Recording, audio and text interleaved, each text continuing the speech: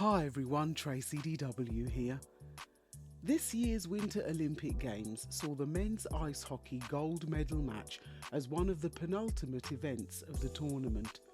The contest was between two traditional allies that have, over the last 12 months, had every aspect of their allyship stretch tested through trade wars and colonial rhetoric. To watch the US and Canada square up on the ice court was a great display of skill, agility and competitiveness at the highest level.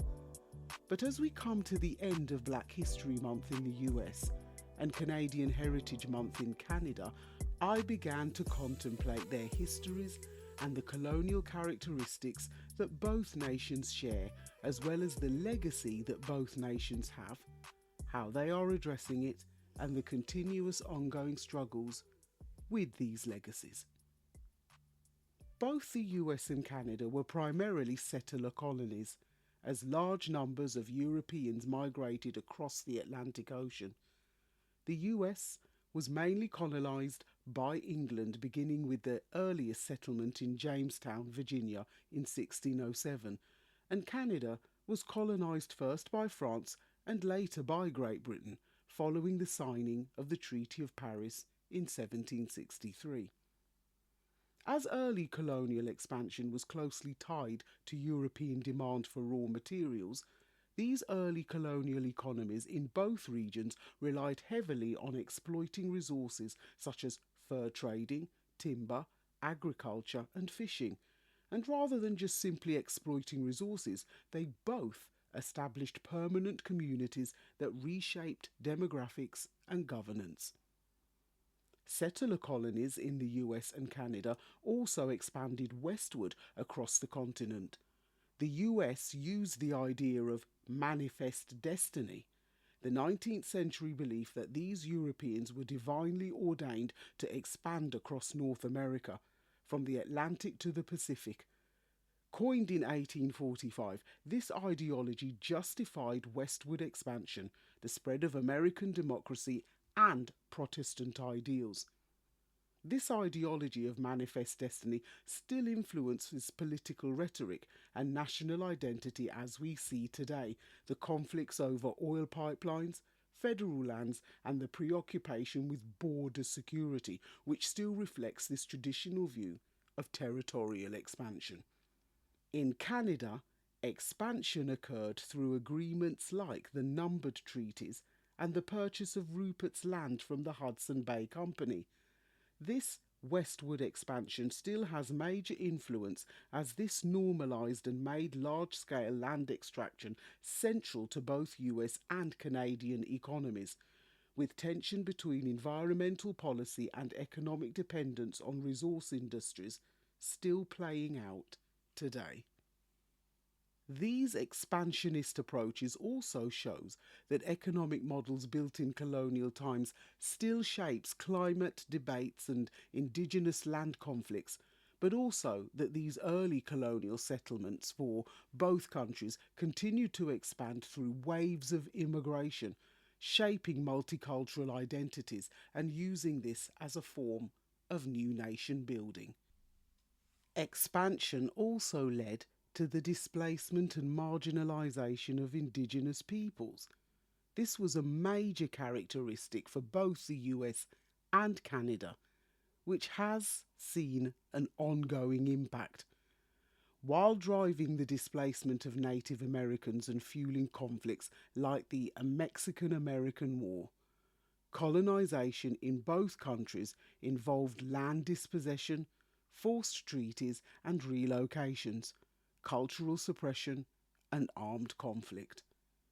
In Canada, the government operated the Canadian Indian Residential School System, which in recent years exposed unmarked graves of Indigenous children, such as those discovered in Saskatchewan, while the US included policies like the Indian Removal Act, signed into law by President Andrew Jackson on May the 28th, 1830, which authorised the federal government to forcibly relocate Native American tribes from their ancestral lands in the southeast to designated Indian Territory west of the Mississippi River, known today as Oklahoma.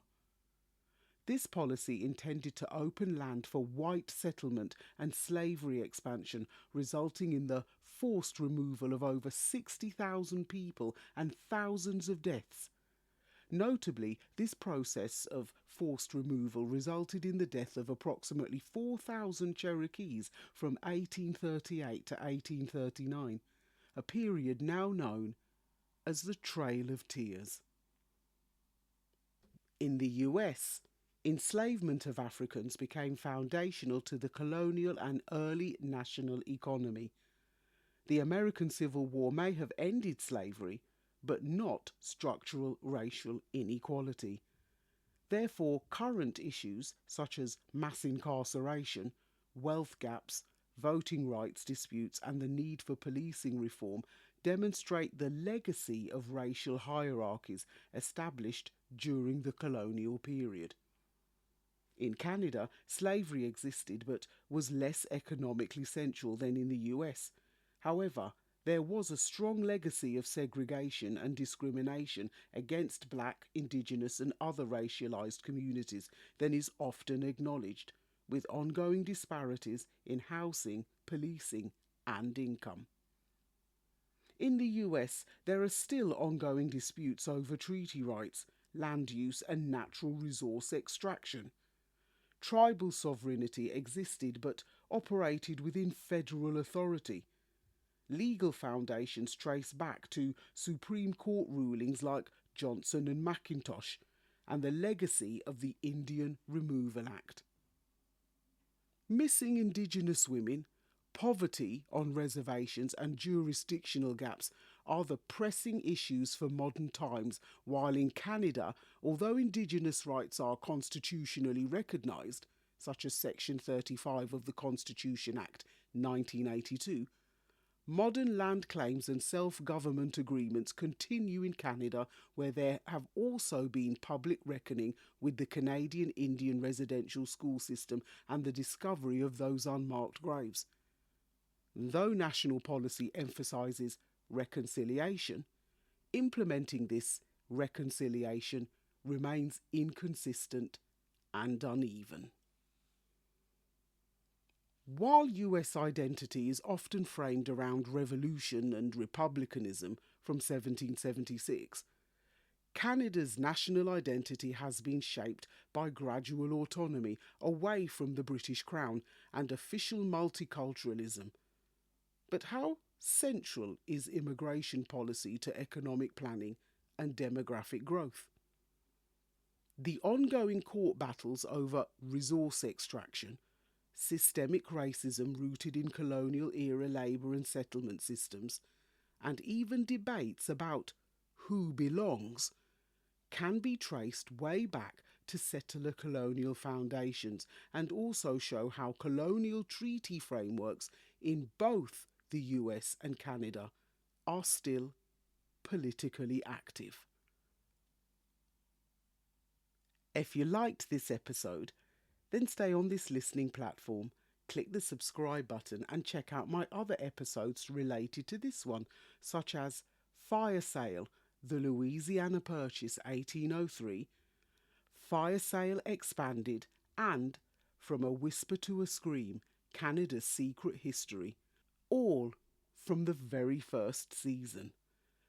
And don't forget what I call the heart and soul of the Stories to be Told movement, my stories or poetic narratives, Caribbean Wind, Caribbean Rush, Nights at the Round Table, the Berlin Conference 1884 and Gone with the Wind, Macmillan's Speech for Change. These are all available on the website in paperback, on Amazon in Kindle format and in ebook format at Apple Books and all other digital platforms.